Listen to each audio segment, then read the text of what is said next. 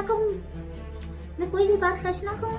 एक वो शास्त्रीय श्लोक है ना, सत्यम ब्रूयात प्रियम ब्रूयात अप्रियम सत्यम न ब्रूयात। यानी कि आप सच ऐसा बोलो जो प्रिय हो, तो ऐसा सच है ही नहीं। वो सारे अप्रिय सच हैं जो कठोर हैं, कड़वे हैं। सच हमेशा कड़वा होता है, तो कड़वे सच हम बता दे रहे हैं। मैम आश्रम में आप गए थे, क्या आपने वहाँ पे देखा? मैंने वहाँ पे आश्रम में ये देखा कि वो एक बहुत शानदार सी बिल्डिंग है, पूरी संगमरमर की बनी हुई है। और उस बिल्डिंग में जो है अच्छे साजो सामान है। आराइश उर्दू में शब्द एक होता है, और सुख सुविधा मेरे ख्याल से बहुत अत्याधुनिक सुख सुविधाओं से लैस वो आश्रम है। अब जिसकी वजह से हो सकता है वहाँ बहुत बीमार लोग रहते हो, तो उनके लिए वो सुविधाएं रखी गई हों कि बहुत बीमार कभी महाराज जी थे और वहाँ पर रुके थे, शायद उनकी वजह से ऐसा उन्होंने किया है। लेकिन गीजर है, स्विमिंग पूल है, इनके लिए लिफ्ट है। बताया जा रहा है महाराज जी के लिए थी जो बहुत स्थूल काय हो गए थे, उनके लिए वो व्यवस्थाएं थी। लेकिन ये सब चीजें वहाँ पर हैं। आपने विचित्र क्या देखा? क्या अलग अलग क्या है? अलग ये मैंने कहा कि जो बहुत सख्त सा बच्चों के लिए रूल रेगुलेशन होनी चाहिए। सुबह सुबह उठो, वेद पाठ करो, ब्रह्म मुहूर्त में पूजा करना सबको सिखाया जाए। तो इस तरह का नहीं, 9 बजे 8 बजे 12 10 बजे आराम से उठ रहे हैं, आराम से सब चल रहा है।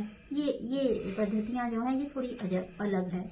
ये पद्धतियां मुझे नहीं मतलब लगी कि ये नॉर्मल वेद पाठी बच्चों की चीजें हैं, ये ऐसा मुझे लगा। आपने कुछ महिलाओं का जिक्र भी वहाँ पे किया, क्या है? जब मैं वहां पर थी, अभी की स्थिति मुझे मालूम नहीं है, 4 साल पुरानी बात है, तब वहां पे एक स्त्री थी, वही उस मठ की मालकिन थी। उन्हीं के कुछ बेंगलोर से रिश्तेदार आए हुए थे, 2 महिलाएं और उनके बेटे भी बताए जा रहे थे। तो 3-4 महिलाएं वहां पर रह रही थी जब मैं वहां पर गई थी, और जब मैं वहां पे रुकी हुई हूँ जितने दिन, ये महिलाओं का जिक्र है। और वो महिला जो वहाँ की मालकिन है, उसे मैंने ये बात पूछी थी कि आप उनकी माता हैं या पत्नी है, मतलब कौन है। स्वाभाविक जिज्ञासा है, कोई किसी को अगर देखेगा कि एक आश्रम की मालिक कोई महिला है और वो आश्रम अभिमुक्तेश्वरानंद जी के का आश्रम कहा जाता है, तो एक स्वाभाविक जिज्ञासा के तहत मैंने उनसे ये सवाल पूछा था। तो उन्होंने ये बताया मैं उनकी सखी हूँ, माता और पत्नी नहीं।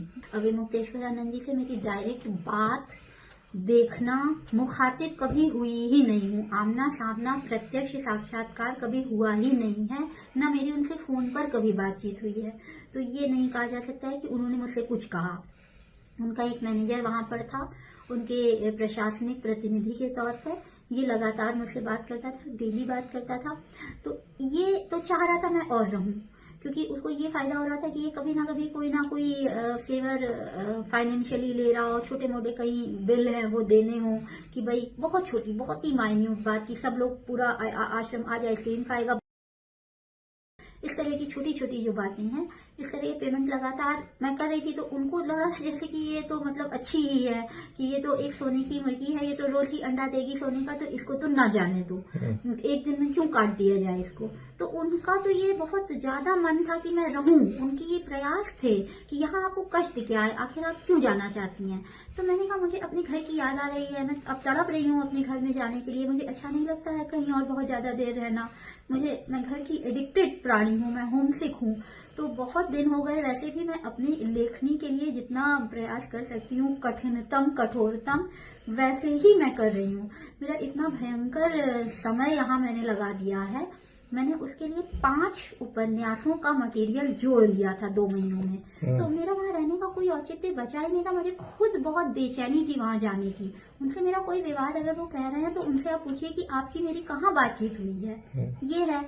और जो है कि ये व्यक्ति जो है थोड़ा सा, इसका आचरण जो है ना, जो इसकी भाषा है, उसने कभी हाथ नहीं पकड़ा या ऐसा उसका कुछ नहीं है, लेकिन उसकी जो भाषा है कि देखिए हम लोग पुरुष हैं, हम लोग बाहर रहते हैं, परिवार से दूर रहते हैं, हमारी भी कुछ आवश्यकताएं, तो ये जो उसकी लिजलिजी बातें हैं ना, ये मुझे पसंद नहीं आ रही थी। तो मैंने बल्कि एक बार कहा कि अगर आप हमसे कुछ भी अब इस तरह की बातें करेंगे ना, तो फिर मुझे कहीं ना कहीं ये बात कहनी पड़ जाएगी। अब उसे वो इस तरह कहने हैं कि वो कह रही है कि वो लांछन लगा देंगी, ये कर देंगी, वो कर देंगी। अरे यार, मैं सच बात ना कहूँ, मैं कोई भी बात सच ना कहूँ, एक वो शास्त्रीय श्लोक है ना, सत्यम ब्रूयात प्रियम ब्रूयात अप्रियम सत्यम न ब्रूयात, यानी कि आप सच ऐसा बोलो जो प्रिय हो। तो ऐसा सच है ही नहीं, वो सारे अप्रिय सत्य हैं जो कठोर हैं, कड़वे हैं। सच हमेशा कड़वा होता है, तो कड़वे सच हम बता दे रहे हैं, तो उनको दिक्कत आ रही है। तो अब आपको दिक्कत आ रही है, तो मैं इसमें क्या कर सकती हूँ? मैं कोई सरकारी नौकर नहीं हूँ, मैं कोई मंत्री के या राजनीतिक पद पर नहीं बैठी हुई हूँ, मैं किसी की EA PA CA नहीं हूँ कि मुझे कोई भी फेवर चाहिए होगा। सादी सी मेरी जिंदगी है, सादी सी मैं किताबें लिखती हूँ, ना मैं किसी से लेती हूँ कुछ, ना मैं किसी को कुछ दे रही हूँ। बस मेरा एक काम है, ईमानदारी से कुछ अगर मेरे दिल दिमाग में आए तो लिखना, ये मेरा काम है। तो इसको ईमानदारी से करने या ईमानदारी से इस बात को बोलने में भी अगर आप लोग अंकुश लगाएंगे तो ये कैसे होगा? हम दुनिया के सबसे बड़े लोकतांत्रिक देश में जी रहे हैं, इतनी स्वतंत्रता तो एक लड़की को मिलनी चाहिए। मैं उठा रही हूँ, पत्रकार उठा रहे हैं, पत्रकारों को मैं धक्का मार के निकाल दूं, कह दूं कि भैया मेरे से बात मत करो, क्यों तुम्हारी हिम्मत हुई? अभी मुक्तेश्वरानंद इतने महान जो हैं, उनके खिलाफ तुमने मुझसे सवाल कैसे पूछ लिया? अरे भाई, आप लोग ने भी तो ये नहीं कहा कि अभी मुक्तेश्वरानंद जी रेपिस्ट हैं। भूमिका जी आप मानती हैं? आप मानती हैं? आप ये नहीं पूछ रहे हैं। आप सारे पत्रकार हमसे बस ये पूछ रहे हैं कि वहाँ रहती थी, आपने क्या देखा, अपना तजुर्बा बता दीजिए। जो तजुर्बा है ईमानदारी से बता दे रहे हैं, इसमें क्या ऑब्जेक्शन है किसी को भाई?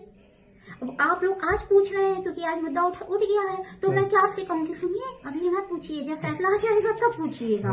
तो ये तो नहीं है ना, आप पूछ रहे हैं, हम बता रहे हैं। आपका काम ईमानदारी का है, मेरा काम ईमानदारी का है। हम कलम वाणी से जुड़े हुए लोग हैं, हमारा यही काम ही है, यही हमारा पैशन है, यही हमारा प्रोफेशन है। तो हम अपना प्रोफेशन से भी गद्दारी करें, पैशन से भी, जो कि हम पैसा भी नहीं ले रहे हैं।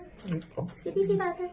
अगर देखिए, ये मेरी बिल्कुल निजी राय है, अगर किसी चेयर पर लांछन लगता हो ना, तो उसे वो चेयर खुद ही छोड़ देनी चाहिए ईमानदारी से। उसे कह देना चाहिए भैया अभी इतने सारे बड़े बड़े आरोप लग रहे हैं, हल्के फुल्के तो आरोप है नहीं कि आपने इतने करोड़ का गबन कर लिया, छोटे मोटे आरोप नहीं है, बहुत ही घृणित, बहुत ही शर्मनाक आरोप आपके ऊपर लगे हैं।